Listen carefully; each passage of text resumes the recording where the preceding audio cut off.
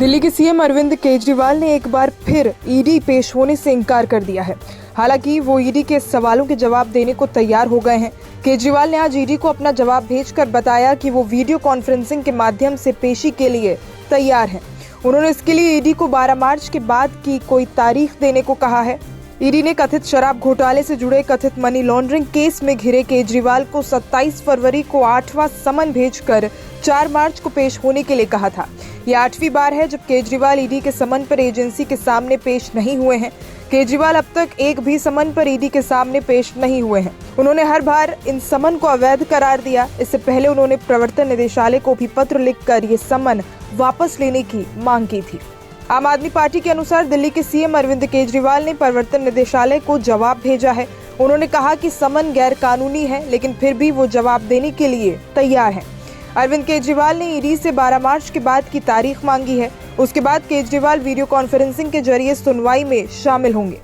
बता दें कि इससे पहले केजरीवाल ने ईडी के 22 फरवरी को भेजे गए 7वें नोटिस को भी दरकिनार करते हुए उसे कोर्ट के फैसले का इंतजार करने की सलाह दी थी। उन्होंने कहा था कि अगर अदालत इस संबंध में आदेश देगी तो वो ईडी के समक्ष जरूर पेश होंगे। गौरतलब है कि शराब घोटाले में पूछताछ के लिए कई बार समन भेजे जाने के बाद भी केजरीवाल के पेश नहीं होने को लेकर इस बारे में अदालत में शिकायत दर्ज कराई गई थी।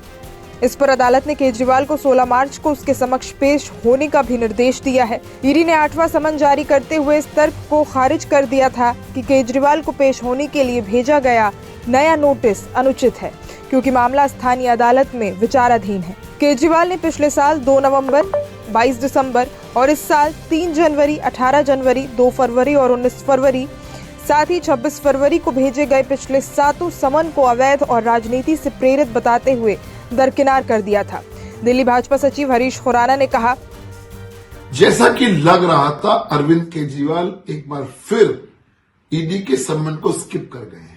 ये 8वां मौका है जब अरविंद केजरीवाल साहब कानून का सम्मान ना करते हुए ईडी के समन को स्किप कर रहे हैं। अब साहब कह रहे हैं कि 12 मार्च को मैं वीडियो कॉन्फ्रेंसिंग के थ्रू प्रस्तुत हो जाऊंगा। तो अरविंद केजरीवाल साहब 12 मार्च की कोई मुहूर्त है क्या?